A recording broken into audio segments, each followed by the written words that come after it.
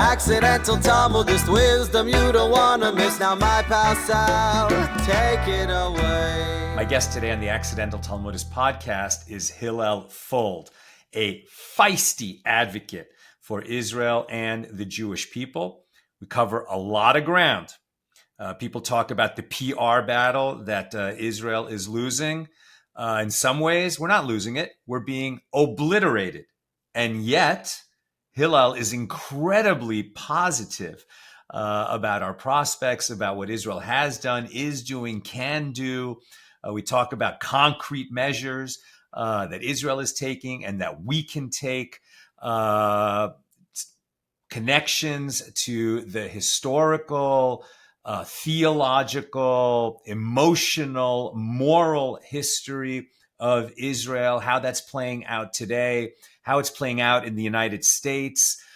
Hillel asks, what is it going to take for Jews to realize that they need to be living in Israel, and that when they do, it might have difficulties, but it will feel like an upgrade.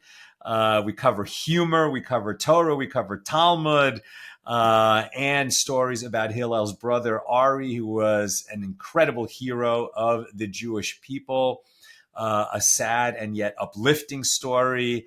This is an episode you don't want to miss. Welcome to the Accidental Talmudist podcast. My guest is Hillel Fuld.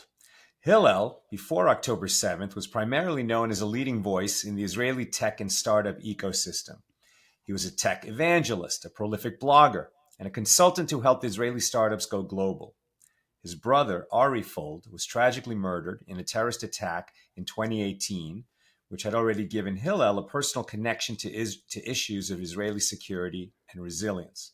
Since October 7th, he's become much more visibly active in pro-Israel advocacy, really stepping into a global spotlight to defend Israel online and offline.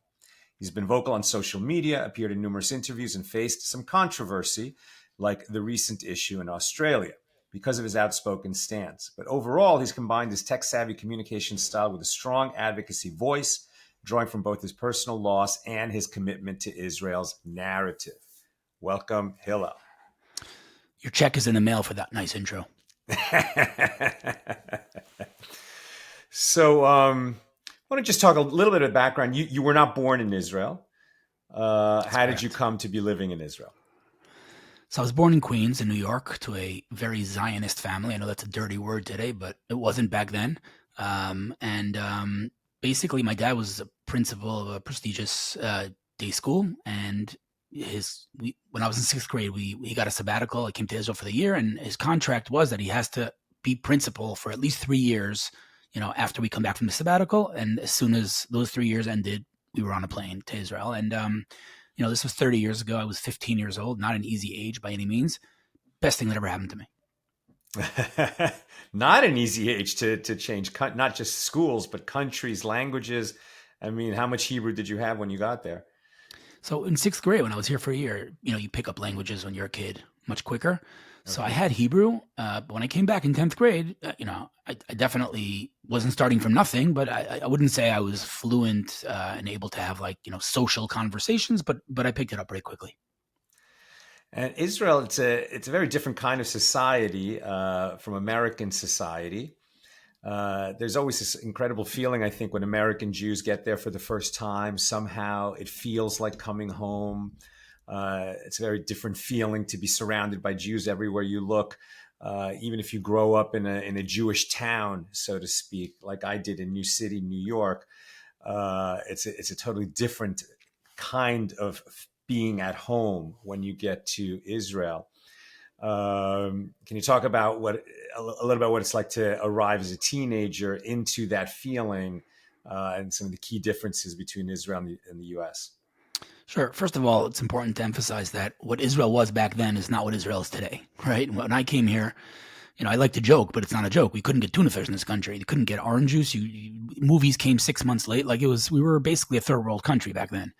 Today, moving to Israel is an upgrade. Israel today is paradise. So that's an important point to mention. But, coming in high school, first of all, just academically, they were years and years ahead of where I was in the States. So I remember, I remember coming into math class and them talking about, I couldn't even tell you right now what the hell they were saying, but it could have been Chinese to me. I had no idea what was flying. So it took me some time to catch up academically and socially. Not going to lie, it wasn't clear to me from day one that I'm going to stay in Israel. For the first couple of years, I was like, all right, I'm going to finish the, school and whatever it is, I'm out of here. But again, now 30 years later, I can tell you it was the best thing that ever happened to me. Like I literally wake up every day and I'm like, how is this my life? We're living the dream here. I mean, living the dream of our ancestors, literally. And I feel that every day. Baruch Hashem. And we'll get back to it's an upgrade. I love that. So you stayed, you didn't come back to the United States. Did you go to college in Israel? Yeah, I went to Bar Ilan University, studied political science, and met my wife at Bar Ilan. And then a career in tech followed. So what was the connection between poli-sci, college, and the next move? It's a good question. So, tech was always my thing. I was very, very passionate about tech from a very early age. And so I knew that was kind of like my end game. Like I knew somehow I would end up in tech. I had absolutely no idea how, because I'm not an engineer and I didn't have an avenue into tech. But when I finished my degree, I was like, all right, now what? And there's this job that like by default, new English speaking immigrants just somehow become technical writers. Now, a technical writer is not as cool as it sounds. It's the guys who write the user guides you get with your iPhone that no one ever reads. So that was my first job. So I'm literally writing user guides 10 hours a day, bored out of my freaking mind. And one day I just decided to start what we call today blogging. At the time, that wasn't a thing. I just started writing my thoughts on tech. And basically, pretty quickly, entrepreneurs started to reach out to me, read my article, and I would meet them and try to help as much as I can, because these guys, Israeli entrepreneurs, are some of the smartest people in the world when it comes to building tech, but building businesses, not so much. They had no idea what they were doing. So I just started to help, and one thing led to another, and it turned into a multi-million-dollar consulting business over the last 20 years. And I was a kid in a candy store.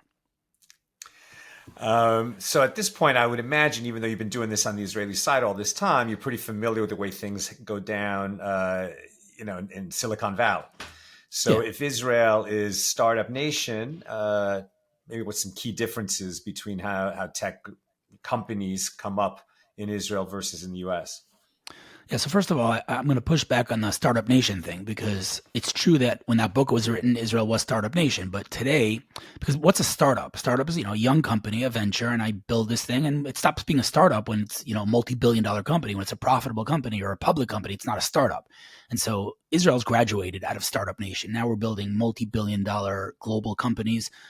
Google made their biggest acquisition lately of a company called Wiz, for $30 billion, an Israeli company. There've been, I don't even know how many, probably tens of multi-billion-dollar acquisitions and endless companies that have reached valuations, whether private or public, of billions of dollars. So I think we're no longer startup nation. I think we've graduated out of that. But it's an interesting question, how Israel and Silicon Valley are the same and how they're different. There are a lot of things that are, of course, similar in terms of just innovation, out-of-the-box thinking, things like that. I never really thought about the specific difference, but one thing that I think is somewhat, interesting, a little thing that I never really sat and analyzed, but I feel like in Silicon Valley, tech is life, right? Like you order food, tech. You get a car, tech. Everything you do is tech, right? There's no separation between tech and life. Tech is life in Silicon Valley. Here, not so much. Everyone right? around you represents some tech entrepreneur who's right. making it happen, right? Right. So here, there's tech. And yeah, I'm not saying that there are apps here, of course, whatever, but I feel like there's this separation between tech and life. You have, the average Israeli, even people that work in tech. I don't feel like tech runs their life. It doesn't define them. I feel like in Silicon Valley it does. Just my observation. I don't know. Okay. It's funny. I guess I misunderstood because it's not my business. I'm in entertainment, communication, education. But I thought that Startup Nation meant that it's a place where there are many startups, that it's a good place to be a startup company, not that Israel itself is any kind of a startup. Quite the contrary, right? It's come so far in this short time.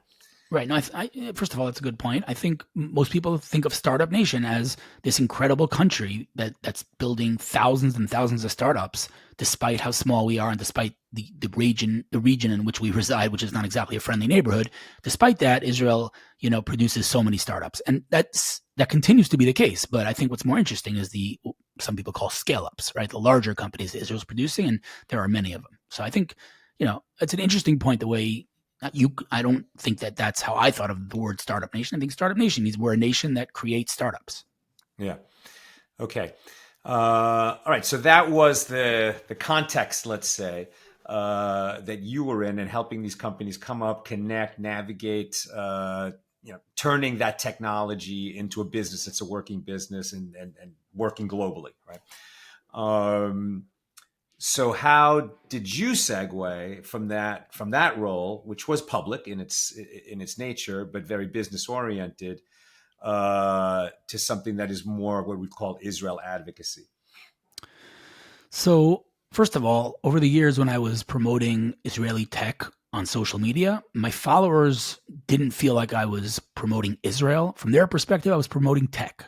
But if you ask me, really what I was doing is promoting Israel, right? But it was in a subtle way, because I had anti-Semites following me. I wasn't shoving Israel down anyone's throat. It was tech.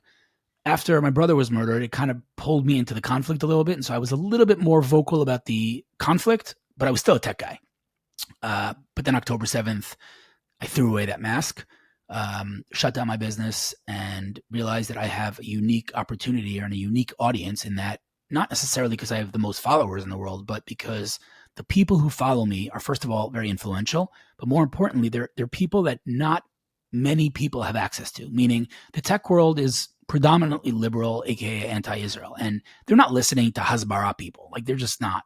But they are listening to me because they don't view me as a Hasbara person. They view me as their colleague.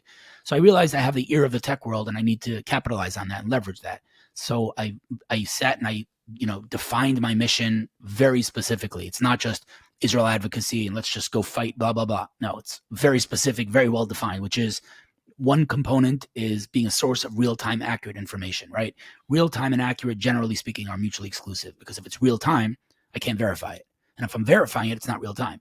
But I'm able to cross-reference different kind of feeds that I'm getting from, like, the IDF spokesperson or the Knesset, or formal feeds, and I'm able to cross-reference to make sure that when I publish something, I'm very careful that to make sure that it's accurate. And I'm very proud of the fact that, with very few exceptions, I've been accurate. There have been 3 or 4 instances where I reported something that I reported too early. It wasn't actually verified yet. And then the second part of my mission is really inward to our team, to give people a reason to get up in the morning, give reason to smile. Like, there's incredible things happening. And yeah, we're in a war, and yes, we, devastation and loss, and there's no obviously belittling that or diminishing from that, but also there's incredible things happening. So, if I could be a source or a feed of positivity, then I think people need that today. And so that's what I've been doing for 2 years now. And I've surpassed 5 billion impressions on my social since the war started, which is very good for my ego. It's not such a meaningful metric. What's much more meaningful are the messages that I get from people, the thousands of messages I get from people saying, either I had no idea, like, you completely opened my mind to a whole different world that I knew nothing about, or many, many instances of people saying to me, you actually changed my mind. Like, to me, I've been feeding off of CNN and BBC and Al Jazeera. I never heard any of this. And now that you said this, people come and they say, you were occupying Gaza on October 6th. That's why October 7th happened. And I look at the person, and I'm not gonna call them a name, even though I want to. I say to them, do you ever hear the disengagement? They're like, no, what's that? I'm like, well, maybe you should go Google it. Do a little research before you come and you say that we were occupying Gaza on October 6th, because there was not a single Jew in Gaza on October 6th. But I'm not going to tell you. Go do some research. And so they come back to me. They're like, holy cow, I knew none of this. And so this is something that happens pretty regularly, and that's, for me, the most meaningful. Right. It's the one thing you'll hear from American Jews constantly, and especially, I would say, non-religious Jews, who are maybe affiliated or, have a strong Jewish identity or a burgeoning Jewish identity, but they're not looking at things through the lens of, how is Hashem guiding events? So then the thing they will focus on right away is, why is Israel losing the PR war? Why is Israel losing the PR war? Why isn't Israel doing something to win the PR war? So let's just start with that. What do you say to those people? So it's a complicated thing. First of all, let's just establish that the algorithms feed on negativity. The algorithms love hate. They love poison. And the algorithms don't care if it's true or if it's false. And our enemies know how to leverage that very well. And so they're not restricted by the truth. They could say whatever they want, right? You could show me a doll and say it's a baby in Gaza that we decapitated, and no one cares. It's a doll. No one cares. Whatever. They say whatever they want. They don't care about truth. And in fact, not only do they not care about truth, but in Islam, there's an actual mitzvah, quote unquote, to lie and for the sake of spreading Islam. So, they don't stick to the truth, and lies will always get more clicks than truth. We are restricted by the truth. So we're already at a disadvantage. That's number one. Number two, their narrative is really simple, right? You're oppressing us, free Palestine. Now, true or not true is irrelevant. It's very easy to understand and digest that narrative. Look at our narrative. What is it? You look at it, take 100 Israel advocates, and they will have 100 different narratives, right? Yeah. Not only do we not have a story, but what we do have is totally fragmented. That's why we're losing the PR war. We do not own our narrative. We have not decided what the narrative should be, and we're not unified around the narrative. To me, we're not losing because they're outnumbering us. We're losing because they have Zoom calls and media kits and PDFs and emojis, and they are very well coordinated. And if you think that All Eyes on Rafah, wasn't a well coordinated and orchestrated campaign, then you're kidding yourself. These guys, if I was hiring a marketing agency for my startup, I'd hire our enemies in a second. They're amazing at it. We stink. And that's, I think, a general statement about Israelis and maybe even Jews is we're not good at storytelling. We're just not. I built a career on that, right? But we do have an amazing story to tell. The problem is that I think too many Jews are apologetic or maybe even scared to own the light that the Jewish people have brought to the world. And we're like, oh, what are they going to call us if I say I'm a light unto the nations? Oh, they're going to think I'm a supremacist. Own it. Enough already. The Jewish people are a light unto the nations. We are punching above our weight in Nobel Prizes. We are leading the world in cancer research. We're first on scene when there's a natural disaster. The Jewish people are an incredible source of light. We have to stop apologizing for that. We have to own that light. And that, to me, is our narrative. Good luck convincing all Jews to get behind that narrative. You're talking about what they have that's such a huge advantage besides a single story is that command structure that's in place around their PR machine. And it's in place because it's been there for so long. It just struck me so hard when I had a conversation with Gary Wexler. Maybe you've run into him, a guy in the ad business for a long time. And he came to Israel, like a bunch. People were asking the same problem in the 80s and the 90s. And so they gathered a bunch of big ad people and said, let's forge a two-state solution, a peace working across the aisle with our enemies, because surely they want a two-state solution also.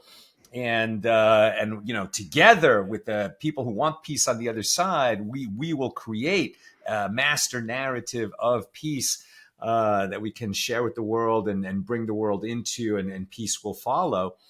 And, they went over there with these high hopes, and, the people on the other side said, yeah, we're not interested. We've got a plan. And then Gary saw it march into position.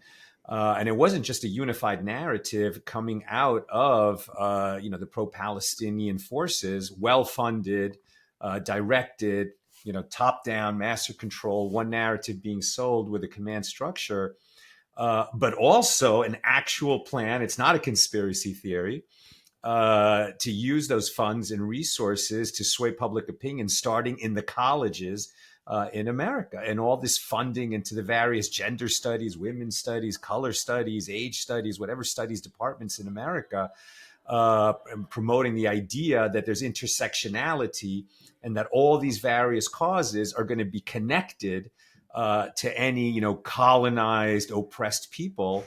And it's not just one of the talking points that the Jews are the bad guys. Like, it was really directed to create that narrative. It's incredibly effective what our enemies have done. And I think we have to realize what we're up against if we're going to make some headway, in this PR battle. That's correct. People don't understand. We're not just losing the PR. We are being obliterated. We're not even playing the same sport. They're coming at us with pictures of decapitated babies, and we're answering them, yeah, but we invented cherry tomatoes. Like, what on earth? Like, we're not even playing the same sport. We got to get on the playing field, and we got to change this equation. I don't know that we could win, but we're not even playing today. We're just nowhere. So that to me is the biggest problem. We have to define our narrative, and we have to stop apologizing for it. I mean, what do you think the switch from defense to offense looks like? It's a great question. It's an important point. I think most of us are playing defense. No genocide. Don't call us, colonizers. Look, we're not enough already. You're not gonna convince the people that believe this garbage about you that it's not true. They believe it. It doesn't matter if it's true, if it's not true. They'll believe it no matter what. So I don't think we should be talking to those people. I think we should be talking to the people that, of course, the people on our side need reinforcing, but we don't need convincing. But there's millions of people out there, millions, who are sitting in the middle. And the middle doesn't mean that they're pro-Israel, but they're people of integrity. They're people who are willing to listen and learn and realize they don't know everything. Those are the people we should speak to, and we should sell them hard on the incredible things that the Jewish people have brought to the world. And, we don't even have to speak of cancer research and big things. Literally, you're talking to someone and you say to them, what device are you reading this on? Israel built the chip. Like, it really doesn't matter what you're using. If you're using Intel, Israel built the chip. You're using an iPhone, Israel built the chip. So, like, the absurdity, of people supporting BDS and hosting websites on Wix, an Israeli company, it's just beyond, right? But so we have to own it. We have to explain to the world, look what we've done for you. Forget the world. Look what we've done for you. Did you water your garden this morning? Because drip irrigation was invented in Haifa. Right? Did you take a picture with your phone today? Because dual lens technology was invented by an Israeli company. Did you unlock your iPhone? Because Face ID was invented by PrimeSense that Apple acquired. Did you use Google today? Did you use Microsoft Teams? That's built in Herzliya. So, like, you don't have to even go like so abstract and go so far. That's going positive, right? So that's all the incredible positive contributions that we made. And I think there's a lot of people talking about that. But the problem, as you said, is that's a lot to hold up and try to outweigh the pictures, the false pictures of the murdered babies, right? That they pick up from other wars, that they generate with AI and have 6 fingers and no legs. Exposing the lies, of course, has to be part of it.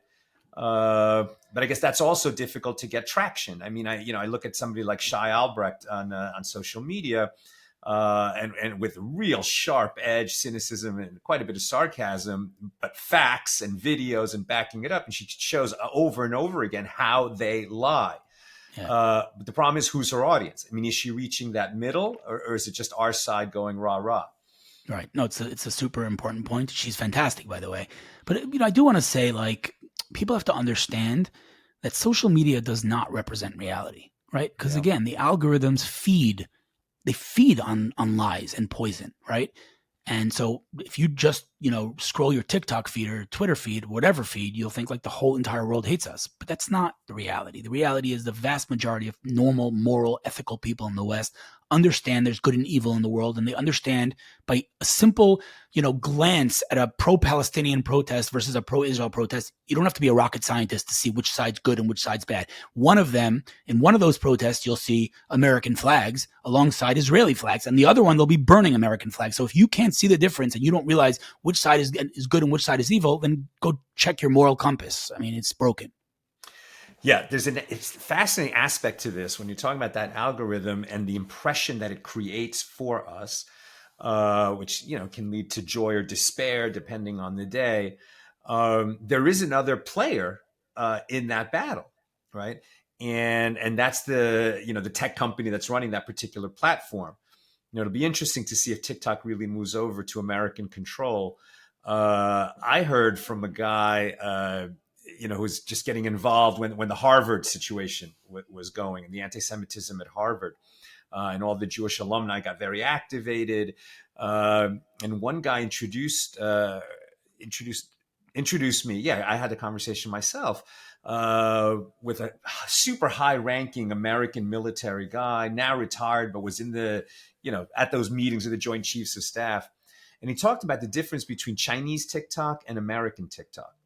Right. So both of these units function the same way initially.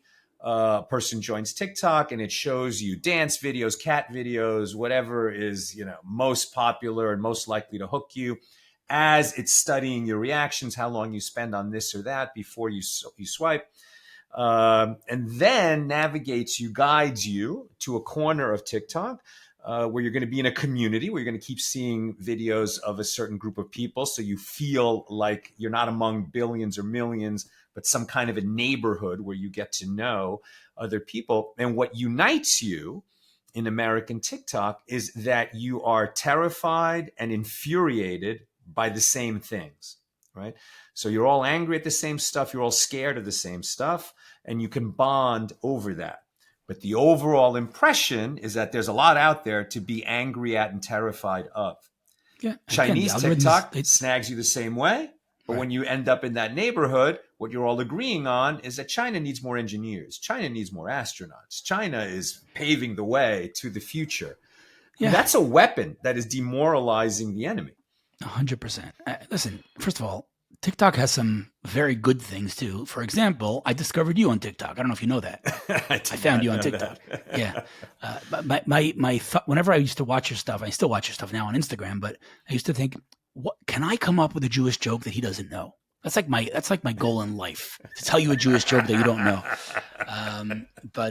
Anyway, yeah, no, I mean, listen, I'm not going to lie. I spend an embarrassing amount of hours a day on TikTok. I love it. I think, what's amazing about TikTok. Yeah, it's fun, but there is something fundamentally different, and that is that the other algorithms depend on who you follow, depend on your network, etc. TikTok, it doesn't care who you follow. TikTok shows you what your interests are. So if I'm scrolling on my TikTok and I see little girls dancing and I swipe past it because I'm not interested, TikTok now learns that and understands that I'm not interested in seeing little girls dancing.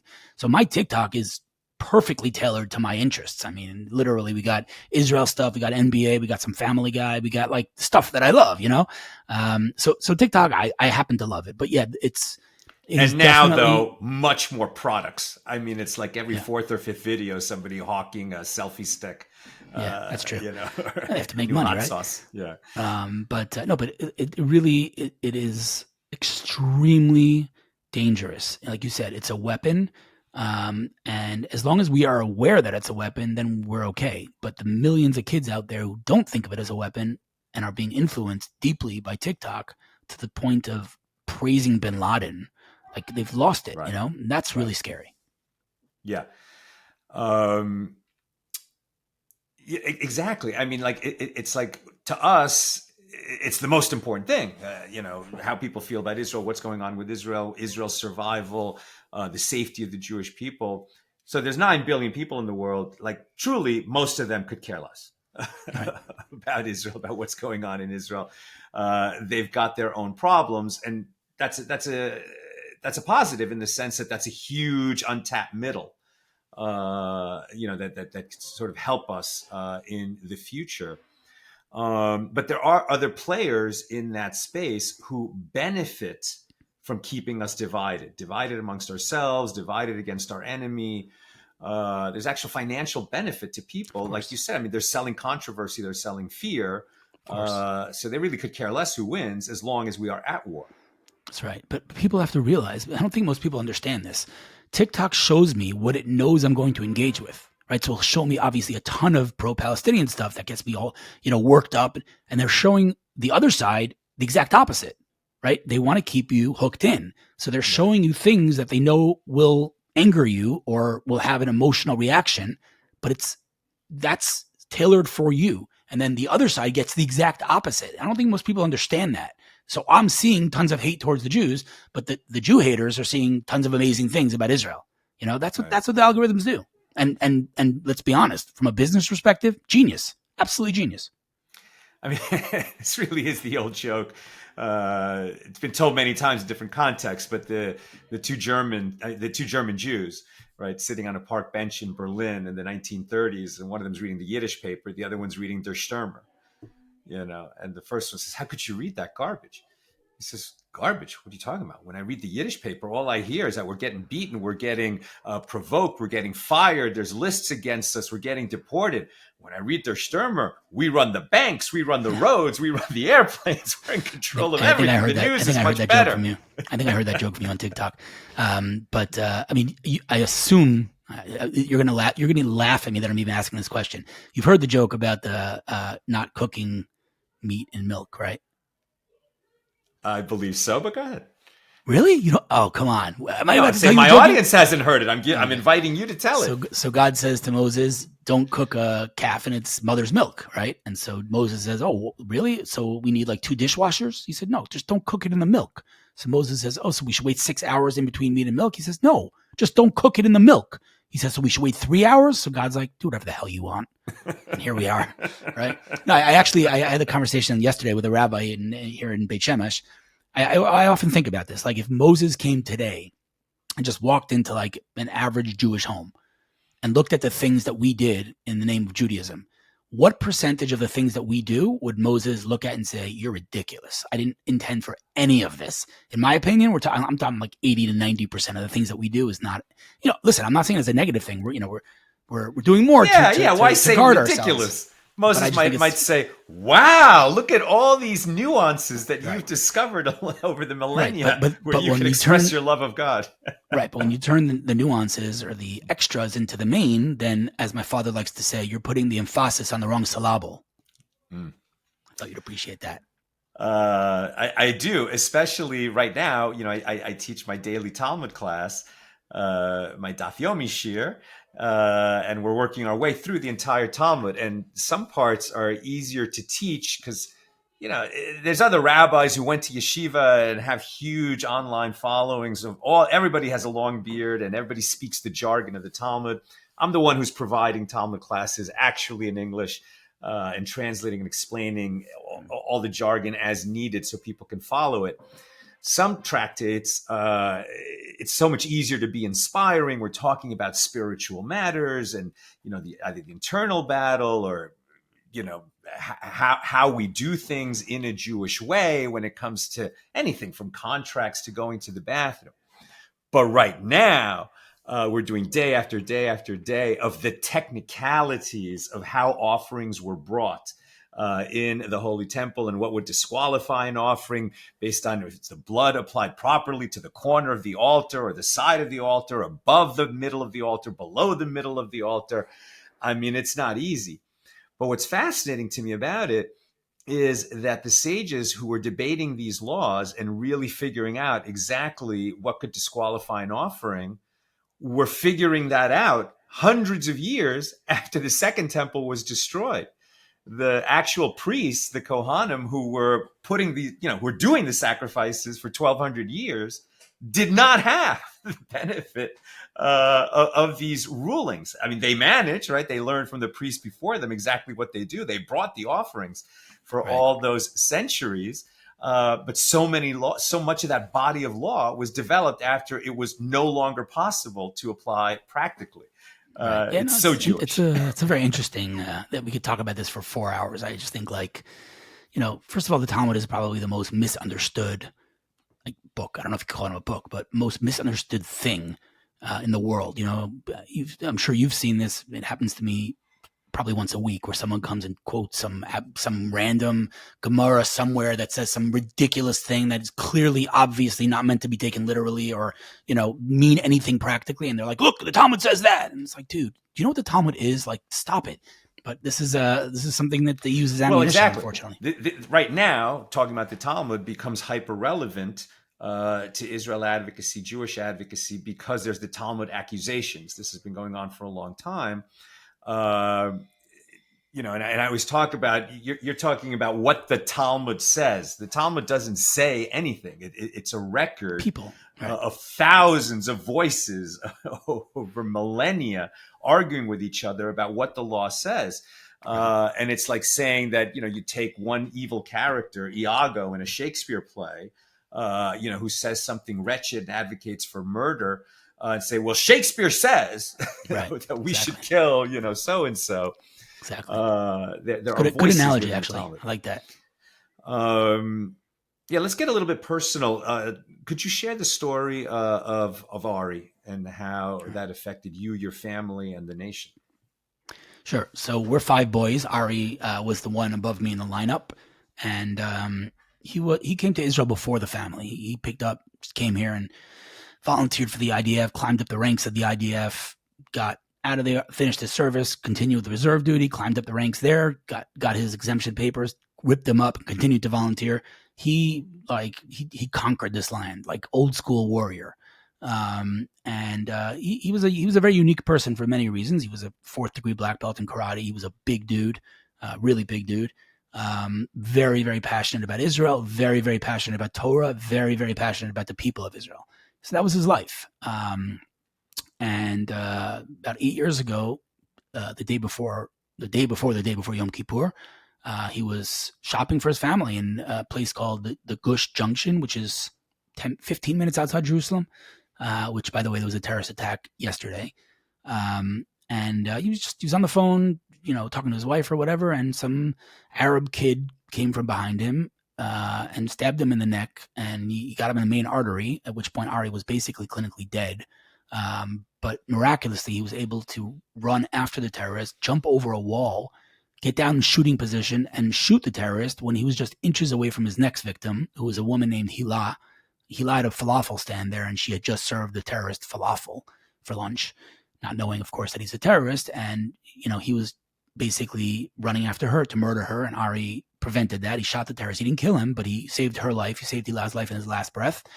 Then he collapsed and died. He became a national hero of the state of Israel because of that last heroic act. And really, he lived like a hero. He died like a hero. And, it's a very interesting thing, because I think living in Israel, you have this unique cognitive dissonance about everything.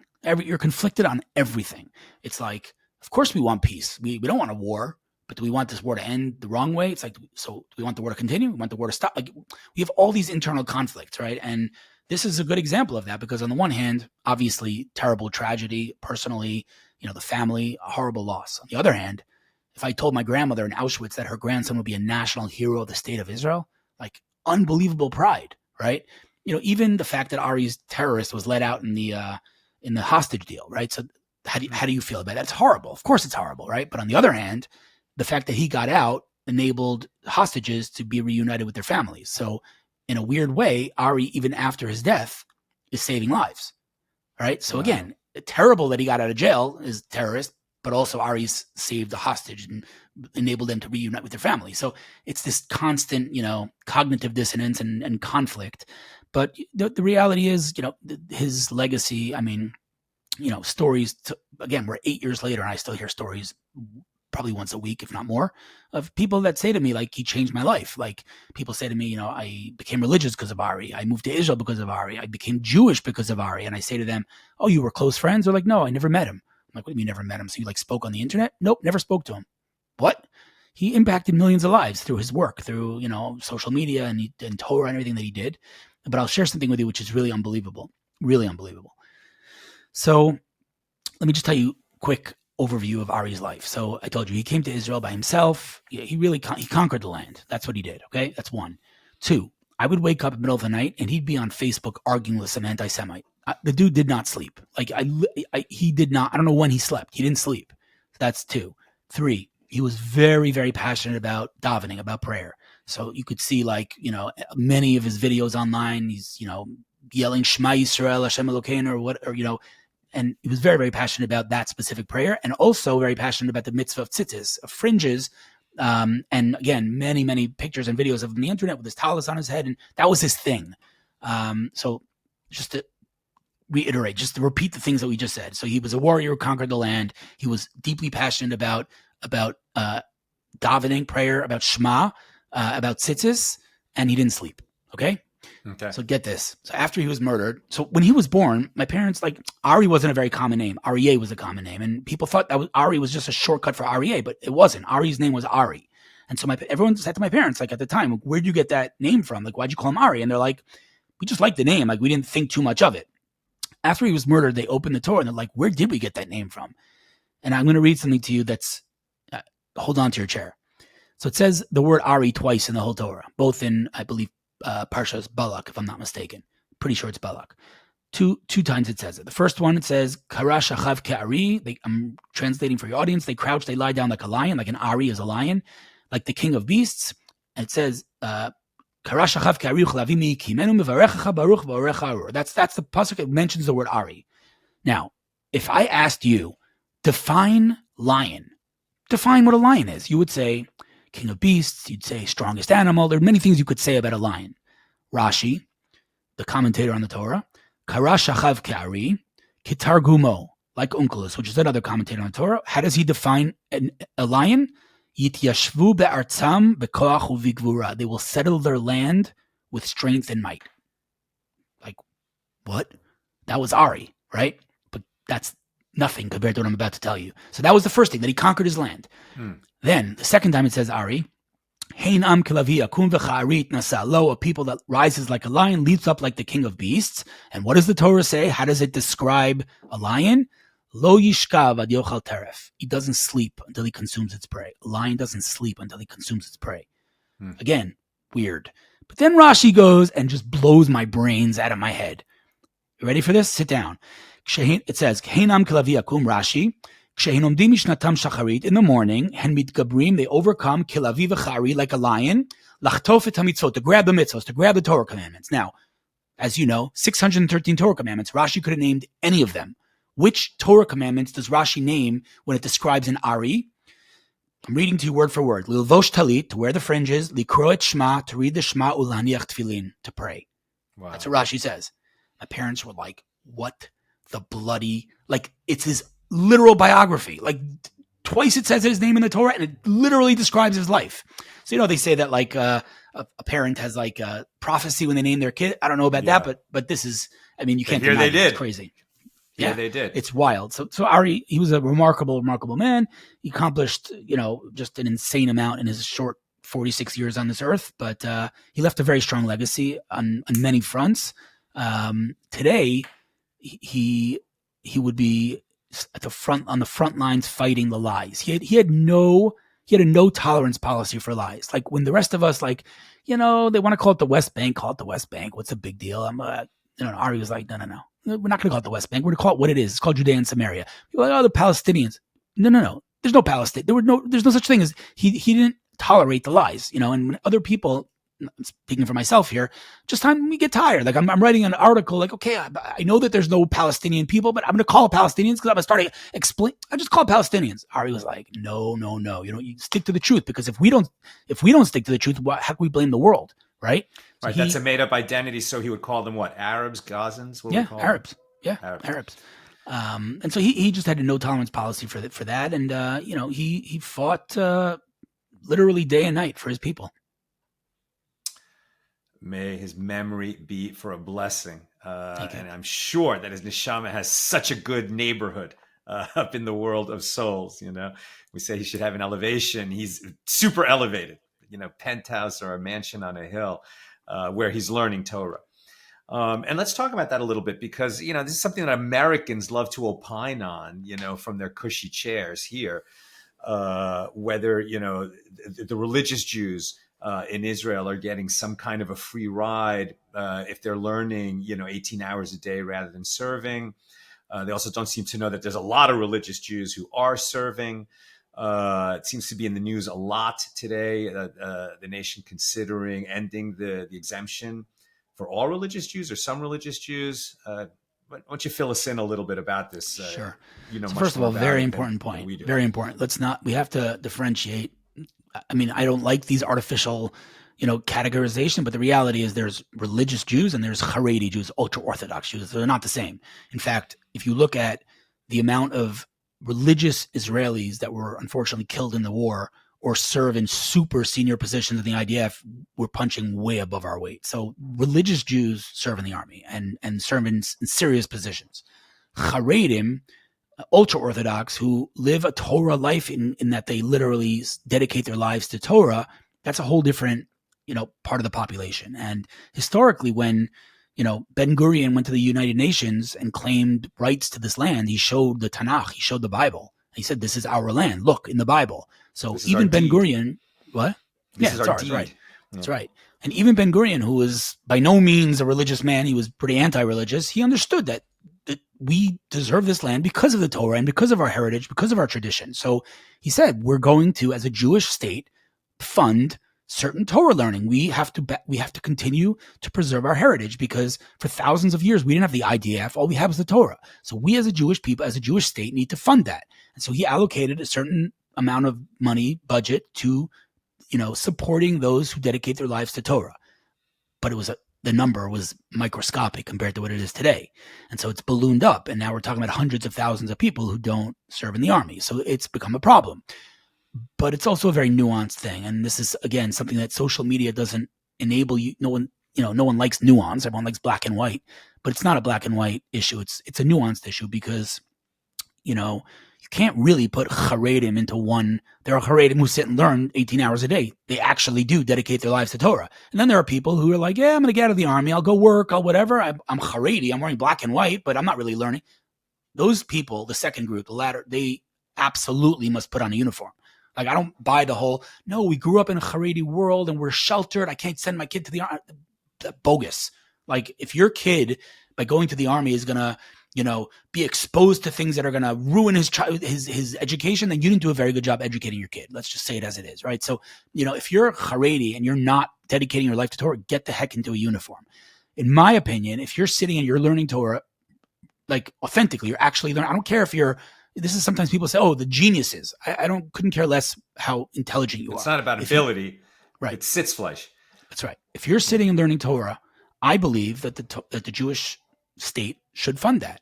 Of course, we have to figure out, like, what do they do for the country? I mean, Torah learning, in my opinion, does protect the country, but there's also other things that they can do and that they do. And if you look at, like, almost all of the incredible organizations from Magen David Adom and Hatzalah and Zaka and all of them, they're all basically, I would say, 90% Haredi. So to say, like, Haredim don't serve the country, it's just ridiculous. And I'll tell you even more. Like, no one talks about this because it's not as exciting, but do you know how many secular Israelis don't serve? For various reasons. It's against their conscience or, genocide, a lot of nonsense, but there are many, many, many Tel Aviv secular Israelis who do not serve. And of course, no one talks about that, but that's a phenomenon. So let's just take this whole thing with a grain of salt. There are Haredim who sit and learn, and they deserve to sit and learn. In my opinion, the Jewish state should fund Torah learning. There are many, many of them who do not learn, and they should get into uniform. But also, it's not exclusively a Haredi problem. There is a problem that too many people don't draft. And it's also not fair to say that Haredim don't serve their country because they're learning Torah. They're doing incredible things in other organizations. So it's a nuance and it's a complicated thing, but it is an issue. And I think this perhaps is the issue where the split in Israel manifests most, because there's two states here. I mean, we call ourselves a Jewish democracy or Jewish democratic state, but like, if you're run by a religion, then you're not democratic. And if you're democratic, you can't be. So it's kind of like a paradox. We've survived for 80 years on this weird concept, but the reality is that there are, I don't know about millions, but hundreds of thousands for sure, Israelis who just want to get rid of that Jewish part. We're a liberal democracy like anyone else. Like, if I want to go to the beach on Shabbat, like, of course I should be allowed to take public transportation. There's many people like that. And they believe that Israel should be a secular, completely normal democracy with, maybe we could teach some Jewish heritage in school, but that's about it. Then there's people on the other side that I fall, in this category, that believe that the Torah and Judaism should play a significant role in this country because it's because of the Torah that we have this country, and it's because of the Torah that we've survived all these years. So, what level should Torah be involved? Should we be run by halacha? I don't think so. But I also don't think that a Jewish state should fund public transportation on Shabbos. Like, you want to go to the beach on Shabbos because you're a secular Jew, go right ahead. No one's stopping you.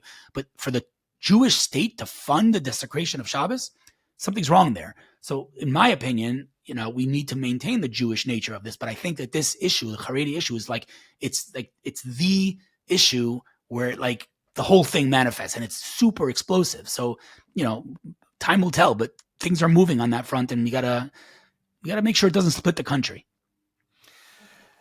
So first of all, thank you. That was a really, you said a lot in actually a very short time, because there's so much nuance to this issue.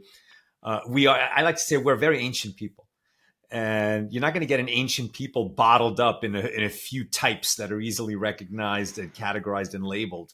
An ancient people is going to have all kinds of traditions, contradictory and complementary traditions.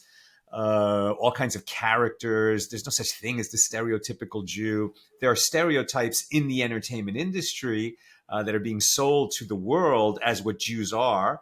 They're old, they're trite, they don't begin to cover the breadth of the Jewish experience. It's also true that we are our own worst enemies in many ways, and that when we are divided is when we're vulnerable, right? So that aktut, that unity, that that desire, that longing for Jewish unity, it's so elusive for us because we have so many differences in our, among our ancient streams and traditions. But when we're so disunited, we become vulnerable. And October 7th came at a time when the nation was very divided, and Jews around the world sort of taking sides about what was going on in Israel. I think a lot of us in the United States really, should be much more humble when we're opining about what Israelis should or shouldn't do. Right. We're not there. But our enemies are very aware of when we're strong, when we're united, and when we're not. Right. So I'll tell you something right now that's going to blow your mind. Literally, I guarantee you're getting chills. You ready for this? It's going to blow your mind. So what's the very first thing we know about our people? Before we were even Jews, right? The very first thing, we're standing at the bottom of Mount Sinai, and famously the Torah says that they were camping out at the bottom of the mountain, and it says not vayachnu, they were camping out, it says vayichan, he was camping out, which is strange because it's describing millions of people. So why does it say in singular? So famously, as you know, the Rashi, the famous commentator, says ki ish echad b'lev, they were like one unit, one man with one heart, and that's why the Torah says it in singular. Great. In other words, the way that Rashi describes unity is the word ki ish echad b'lev echad. Beautiful. Ready for this? Sit down, hold on to your chair. So if you think about any event, think about an event that happened in the last 2 years after October 7th. And it was an event that unified the entire Jewish people to the point that there was no division on that day. We were all unified, unfortunately mourning, but we were together. And that is the day that the Bibas family came home in coffins. That day, we were just collectively mourning together, and we had no division. Ready for this? Yeah. Ready for this? What are the names of the Bibas families? The Bibas family. Ready for this? Kfir, Kaf, Ariel, Aleph, Yarden, Yud, Shiri, Shin. Kfir, Ariel, Yarden, Shiri, Keish. Wow. Chills or no chills? Isn't that amazing? Isn't that amazing? That blew my mind. So, unfortunately, what we do is we only allow tragedy to unify us. It's terrible, right? When there's tragedy, we're unified, but that shouldn't be the case. We should be unified because if you take the most secular Israeli covered in tattoos and piercings and the most Haredi Israeli, eating cholent on Thursday night, and you put them in a room together and you give them a list of 1,000 core values, they agree about 980 of them. But we focus on the 20. And they might disagree on the order of are we prioritizing freedom over safety over freedom, but they both value safety and freedom. Right. But we focus on the 20 because the 20 is what gets clicks, right? Exactly. But the reality is we're a lot more similar than we are different, and that's a fact. So, the challenge that we have, and this isn't a new challenge, we've had this literally from day one since the beginning, the inception of the Jewish people, right? Is that we find the differences and we focus on the differences, and we, in Egypt, 80% stayed back. It boggles your mind. What God's you were slaves for 210. God's get out of here. 10 plagues, get out of here. No, we're going to stay. It's and it begs the question, what were they thinking? Right. Yeah. And I got to say, and now I'm going to get a little controversial. I hope it's okay. You ask yourself, what were they thinking? And what were the Meraglim, the spies, thinking? You got 10 of the biggest rabbis of their generation who are told to go into the land. They're like, no, we're going to stay here.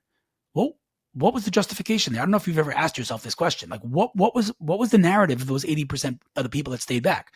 And I never had the answer to that question until these past few years. There are two narratives you hear amongst American Jews who don't want to come to Israel. One is, I'm American. I was born here. I'm not running away. I'm Egyptian. I was born here. My parents were born here. My grandparents were born here. I'm not going to some land of milk and honey. I'm staying here in Egypt. You're like, but you're being persecuted. You're a slave. Yeah, but this is my home. I'm going to stay. That's one narrative. Then you have the more right-wing, the more religious American Jews who say what the Meraglim said. 10 of the biggest rabbis. They're in the desert. They have clouds of glory. They have man coming from the heavens. They have a very good relationship with God. They are very religious in the desert. Very frum. Very sheltered. They're like, I'm very religious here. I'm going to go into Israel and build an economy. I'd rather stay here in the desert where I'm from, in Lakewood. And God's like, you don't get it. That's not your job. Get into the land of Israel. They're like, no, we'll stay here. We'll be religious here. Right? And we know how that ended. It's the same narratives, right? I speak to people on a daily basis.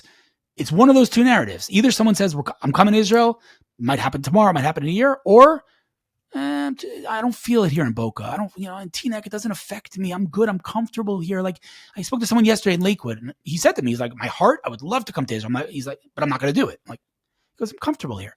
I'm like, dude, get in a car, drive for 3 minutes, and you'll see anti-Semitism all over the place. How are you saying that you're comfortable? So what, it hasn't hit your street yet, and that means you're comfortable? Like, open your eyes. And then there are the more religious people who say, like, I should go to Israel and stop my kids and, grew up in this sheltered and wherever. I should go to Israel and spoil them. It's like, dude, what are you saying? God's telling you to go to Israel and you're too religious to listen to God? Aren't you smoking something?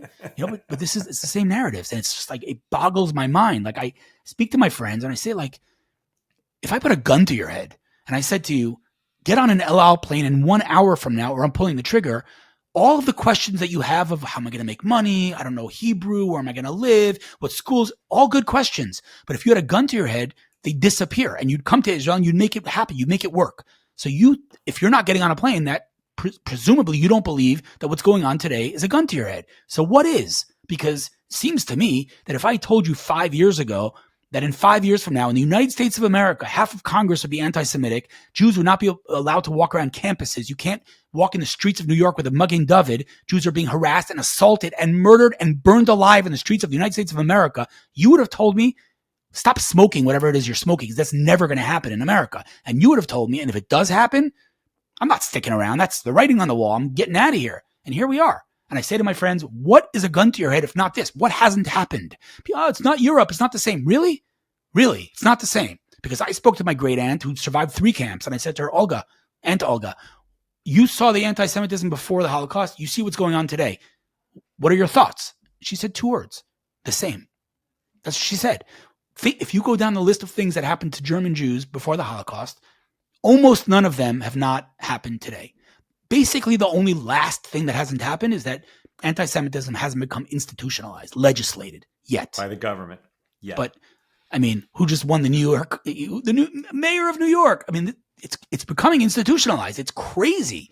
So I don't really understand, how people can say, I'm not making Aliyah. Like, I can understand you saying, listen, my kid's in 9th grade. You guys to finish high school, or my elderly parents or my special needs kid. Like, we got to stay for now. But of course our heart is there and it's going to happen. But that's one thing. But when I speak to people and they're like, yeah, no, I'm not, it's not on my radar. I'm like, are you Jewish? Oh, but it's so hard to come to Israel. I'm like, do you keep Shabbos? Sometimes keeping Shabbos is hard too. Who told you being a Jew is easy? Like, I don't get what, if you go to Silicon Valley where there's no kosher food, you're going to eat pig? Of course not. But it's not easy. It's hard to keep kosher sometimes. But you don't say it's hard, therefore I won't do it. So why, when it comes to Israel, that is a mitzvah perhaps stronger than those 2 mitzvahs, and according to most commentary, you're not even fulfilling the Torah outside of Israel. It's just practice. In fact, speaking of the Talmud, you probably know this. The Gemara literally says, I have it in my favorites on my iPhone because I quote it all the time. Literally, the Gemara says that a Jewish person should live in Israel, even in a city full of goyim, meaning non-Jews, rather than live outside of Israel in a city full of Jews. Because this is what the Gemara says, anybody who lives in Israel, domek k'mi sheyesh lo Elo, is like a person who has a god. And any Jew who lives outside of Israel is a person who worships idols. This is the Gemara. This isn't me. This is what the Gemara says. I mean, I think it's like Subis, if I'm not sure. And it was said in Bavel. Yeah. They were having the exact same conversations 2,000 years ago. The Ramban, Nachmanides, like, he literally says, if you're not keeping mitzvos, you're not fulfilling the Torah if you're not in Israel. You're practicing for when you come, but you're not actually doing anything outside of Israel. This is what he says, right? I mean, and you don't have to go so far back. You don't have to look at the Talmud. You don't have to look at Nachmanides, like Rav Yashiv, who was anything but a Zionist, right? He was the leader of the Haredi world. I mean, a Torah giant of unprecedented proportions, and again, not a Zionist. He is on record saying that a street cleaner in Israel is more righteous than a Rosh Yeshiva in America. Literally. I mean, he says, this is Rav Yashiv, swimming in a in a pool, in a swimming pool in Israel, you get a mitzvah every Dalet Amos that you swim. Like driving in Israel, you get a mitzvah every 4 Amos that you drive. Like someone said to him, like, I'm a Rosh Hashiva in America. I teach thousands of kids Torah. I should pick up and come to Israel? Rav Elyashiv looked at him and said, Ken, what kind of question is that? Of course you belong in Israel. Do you not say V'li Yerushalayim Erecha in your Shemona Esrei? Do you not pray? Let me tell you what's going to happen. Here's what's going to happen. We all know the famous story of the guy that gets on the roof in the storm. For those that don't know, I'll just repeat it real quickly. There's a storm, guy gets on a roof, and the water is, approaching, and he's staying on the roof. He says, God's going to save me up here. And they send a boat, and they say, get in the boat. He says, no, God's going to save me up here. They're like, get in the boat. God's going to save me up here. Then they send a helicopter. Get in the helicopter. Nah, God's going to save me up here. And then he drowns. He goes up to God. He says, God, what the heck? I believed in you. Why didn't you save me? And God says, I didn't save you. I sent you a boat. I sent you a helicopter. You didn't get in. After 120 years, my friends are going to go up to God and say, God, I don't get it. We prayed for the ingathering of the exiles for thousands of years. Why didn't you bring us home? And God's going to look at you and say, I didn't bring you home. I created El Al. I created Nefesh B'Nefesh. I made Israel a paradise to live in. You still didn't get on a plane? So I sent you Mamdani. So you shouldn't think for a second that you're home. You still didn't get on a plane. What do you want from me? That's what God's going to say. So I don't really understand in 2025, after everything that's gone on in the world, how any Jew can say, Israel's not my home. That boggles my mind. I'm taking it in. LL.com, my friend. From LL.com. my office here in LA. Shawarma on me. I love coming to Israel. I come often, and my wife and I are talking about how we can move there. We want to move there. Why haven't we done it yet? Any excuse I give will just sound like a lame excuse. No, but at least you say we want to do it. That's the first step. Have a plan. You know what I mean? And my daughter is doing it. She's made her plan. She's committed. She's making Aliyah as soon as she graduates college. And that'll be all the more reason. If the children will follow the parents will follow the children. What is she studying? She wants to be an academic, but why not be an academic in Israel? Great. Tell her to be in touch. You can connect her. Thank you. I will do that. And also I connected her with Zev Magen. Have you read his book, John Lennon and the Jews? You would enjoy it. A philosophical rampage about why be Jewish. And he is an academic working in Israel. Wow, we've covered so much ground. I guess I just want to cover 2 more things before we finish it. And one we've alluded to often, and I think it's important. I had a conversation. I hosted him to meet my audience, a guy named Patrick Desbois, Father Desbois. Have you heard of him? Fascinating guy. He's a Catholic priest, European, French, who somehow became the guy who investigates and finds all the mass graves where Jews were murdered in the Holocaust with bullets, the Holocaust of bullets as opposed to camps, which was deadlier, not in absolute numbers, but when people went to the woods to be shot, almost none returned. There were a few that were shot, fell in the pit, and crawled out. But compared to the numbers who survived camps, is actually deadlier. And so many of them have been lost and forgotten. And so finding these graves, somehow it became his mission. Wow. And he's written a few books about it. Incredible guy. But one thing that we were really struck by when we met him, and it was not even the conversation that was on the air. It was like when we were just chatting, before the podcast. And he says, do you know who the leaders of Hezbollah are? Do you know the names of the people who are, whatever they're called, the jihadists running, the terrorists in Judea and Samaria, the jihadists running the terrorists in Gaza, the jihadists running the terrorist operations of the Houthis, wherever they are. Do you know their names? I'm like, no. He says, well, they know the names of the Jewish leaders. They know the names of the big rabbis. They know the names of the big Jewish politicians. Our enemy studies us. We don't study them. Mossad does, right? They're doing an incredible job. So I guess we feel like, well, we've got people on that, But their rank and file is much more aware of who Jews are, what Jews believe, what Jews are about. And we don't, and they've got this thing wired now where if you talk about who the enemies of the Jewish people are, not just on the borders of Israel, but here in America, and you can talk about the Queers for Palestine crowd, and the academics who are making trouble for the Jews in America. But there's also this jihadist element, right? This huge jihadist propaganda battle that's being waged against us. And if we talk about it, then we get labeled as Islamophobic. That's not a bug. That's a feature of the propaganda battle against us. They've wired it that way. So I'm just going to invite you to comment a little bit about, what we can do to know our enemy and to expose our enemy and to take the battle to our enemy publicly. The last time I spoke about this, I got banned from Australia. Exactly. Let's again, this is probably going to offend some people, but that doesn't make it less true. The word phobia has a definition. Phobia is irrational fear of something. That's what phobia means. It's an irrational fear of something. Now, to be clear, there are many, many millions of peaceful Muslims out there, and I want to say that as clearly as I can. But according to all data that we have, Pentagon data, any data that we have, 10 to 15, probably closer to 20, but let's go with 10 to 15% of 2 billion Muslims are radicalized. So let's just go with 10%. And radicalized means? Fundamentalist, anti-West. Right. So that's 200 million people dedicated to my destruction and yours. That's a lot of people. Now, it's true, they're the minority. But so were the Nazis, and so were the Soviets, and so were every other, oppressive regime ever. They weren't the majority, they were the minority, and the majority remained silent. And I don't know about you, but my feeds are not full of millions of Muslims condemning the radicals. It's just not. So if we have 200 million people, and again, that's being conservative, dedicated to the death and destruction of the West, fearing that is not irrational. And I don't remember who said it, but if you hear a Christian say, praise the Lord, you want to give him a hug.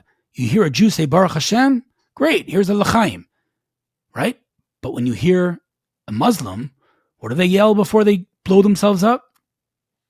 Allah Akbar, bless Allah. You run for your life. So that's not a phobia. That's not an irrational fear. That's the most rational fear in the world. So Islamophobia, by definition, is a fabricated, artificial term that's made up in the West that's just not a thing. It's not a thing. I don't know how else to explain it. It's just not a thing. The fear of Islam is not irrational. And I'll say it again. It doesn't mean that all Muslims are terrorists. Please don't misunderstand me. But many, I don't want to say all, but a vast majority of terrorists are Muslim. Not all Muslims are terrorists, but many terrorists are Muslims. So we can't ignore that. And the reality is that the West likes to, sweep that under the rug and say, they're not so bad. It's not a problem. Let's just accept, into our borders. And we see the result. We see the UK, we see in France, we see in all these countries what they're doing. And it ain't pretty, and it ain't getting better. It's going to get a lot worse, unfortunately. It's also interesting that the term for a racism against Muslims, it has the word phobia in it, right? And the term for a racism against Jews or Christians or blacks or Indians or any other group doesn't have the word phobia in it, right? So why is it that the word for that brand of racism, that category of racism, involves fear and us being told that fear is irrational and that we're racist for having it? Again, that's not an accident. Right. Yeah. That was by design. That was inserted into our culture. It's a weapon of the war. 100%. Okay. And so the last thing is, I think you made your message very clear that the one thing that Jews should be doing is moving to Israel. And at the very least, starting to make a plan, starting to understand how that could happen in your life. But immediately today, somebody's just heard this. They say, you guys are right. What can I do? What's my part? How can I do my part today? I've just listened to this podcast. What can I do right now to help the Jewish people, to help Israel? So there are a lot of things you can do. First and foremost, the argument that I have a small amount of followers, there's no point in using my platforms. I'm just preaching to the choir. We've all heard this, speaking to my echo chamber. That's what people say. That's just false. It's just not how the internet works. Because if you share the truth in an impactful way, in a compelling way, and one person shares that post of yours, you just exited your echo chamber. You just accessed their followers. So I don't care if you have 2 followers or 2 million followers, speak the truth. If you're not going to speak up now, when will you speak up? So speak up, use your platform, no matter how small you think your platform is. The guy who took the picture of the plane on the Hudson that zillions of people around the world saw had 140 followers, but he took an unbelievable picture and it went viral like it's nobody's business. So if you have what to say it. That's first of all. That's the most obvious thing. Don't sit around, scrolling your Facebook or Twitter feeds like drug addicts. Use these things. They're unbelievable megaphones. Speak the truth. So that's first of all. Second of all, I think it's a beautiful thing that, we have many affluent Jewish people, and not only just supporters of us around the world who, donate money and send money to these incredible organizations. And, again, Magen David Adom and all these other places, amazing, amazing places, FIDF. But if I may vent for 1 second, we all love to complain about Israel losing the PR war, but how many people do you know that have taken their checkbook and written a check to back Israel's PR efforts? And I'm not talking about me. I'm talking about me and hundreds of other colleagues that I shut down my business on October 7th. This is what I do full time. Now, I obviously am not doing this for money because there is no money, right? I don't have any income. This is what I'm doing. And God's been good. I'm not complaining, but it seems strange to me that, the FIDF, let's just be honest. I don't want to name them. These organizations have enough money and the soldiers have enough boots. So instead of complaining about the PR war and you have the ability to support Israel in a meaningful way, you should support the PR efforts. And what that means and how that works, whatever, we can discuss that. But that's something that I think is strange, that so many of these people are writing checks for organizations that don't need their money anymore. But the ones that do need their money, hundreds and hundreds of people who've dedicated their lives to fight for Israel online for the past 2 years, are just not being supported by anyone. So that's something I think is, important to mention. So what are some of those organizations? I mean, the list is very, very long, but what's yours? No, so listen, I have a site that a friend of mine made for me called Amp Israel, as in Amplify Israel, ampisrael.com/Hillel Fuld, I believe. And there's a support button, but that's not a pitch for me. I'm not here to sell anyone on anything. I'm just saying that there are incredible people out there who are doing a really good job, but are limited because they finite resources. And if they had money behind them, they'd be able to amplify their message tenfold. And they just don't have that support. And it seems crazy to me because I think everyone agrees that Israel needs help on the PR front. Why are these people not being backed? So there's many, many organizations that stand with us, standing together. It's endless. But the organization's less relevant. The idea, the principle here is that more people should back the PR efforts. So that's that. And, as far as Aliyah, again, not everyone could pick up and leave. I get that. But again, like if I was having a conversation with my grandmother in 1935, right? In retrospect, meaning knowing what I know now, I go back in time, I'm speaking to my grandmother and I say to her, Grandma, like, you really need to get out of here. Look what's going on. Look at the writing on the wall. Get out of here. She would have said to me, stop being alarmist. This isn't Spain, all right? It's not going to happen here. We're enlightened. That's what she would have said to me. And I'd say, Grandma, you got to get out of here. Stop it. I'm not running away. We have to lobby. I mean, you've heard all these excuses, right? We got to stay here. We got to fight. We got to Okay, you could stay there and fight. Was that what you would have told my grandmother to do? If you had a chance to speak to my grandmother in 1935, would you have said stay and fight? No, you would say get the hell out of here. So, open a history book. I mean, if learning from history has taught us anything, it's that we don't learn from history. Open a freaking history book. You know how this is going to end. It's not a new script. It repeats itself in every generation. So instead of sticking your head in the sand, again, I'm not saying everyone could pick up and leave today, but don't stick your head in the sand. Read the writing on the wall. I mean, it's the wall is covered. You can't even see the wall anymore. It's so covered in writing. Open your eyes, and don't, unfortunately, again, in history, we know we wait till it's too late. Now, I'm not implying that there's going to be concentration camps in America. Please don't misunderstand me. But again, in every generation, it takes on a new form, a new, face. Today's it's anti-Zionism, right? Open your eyes, people. They're not hiding their agenda. They're quite open and transparent about it. They say it. They don't care, if you're Jewish, if you're an infidel. That's it, period. If you're not Muslim, you are an infidel. So, I mean, what has to happen for you to say, I'm done? Like, that's the question you need to ask yourself. Is there any event that if that event happens, you'll say, I'm done. I'm on a plane. Is there any event? It's a rhetorical, I'm not asking you to answer that question, but think about that. Is there any event? Because again, it seems to me it's all happened. What hasn't happened? What could that event be? What, Jews being burned alive on the streets of America? Check. Like half of Congress, literal check. So what are we waiting for? So that's something that I think maybe the most important thing is, as a Jew, wherever you are in the world, start thinking about an exit strategy. Figure out what's going to happen when the writing is just too obvious to ignore. What do you do then? That's the most important thing. Make an exit strategy. Hillel, thank you. Thank you.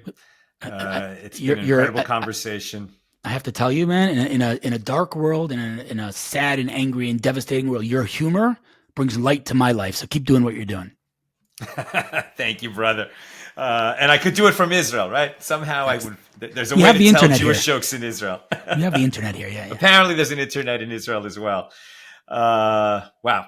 We've covered a lot of ground. We've learned a lot. I think we've given people what to think about, how to act, plans that they should be making, questions that they should be asking themselves. Brother, may you be strengthened in all your important work, and may you be successful beyond even your ample imagination. That's my blessing for you. I want that hat, by the way.